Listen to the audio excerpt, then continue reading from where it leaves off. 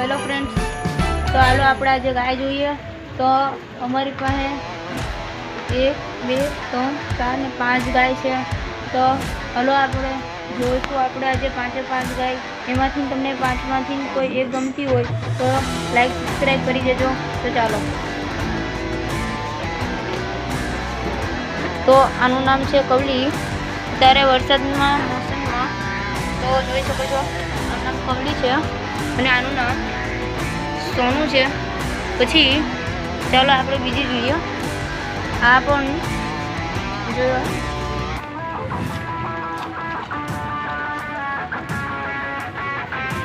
પછી ચાલો આવડું હજી જન્મ જ છે. જોજો. અને આ સોન કપિલા એ ત્યારે ચારો ખાય છે. આજો જોજો.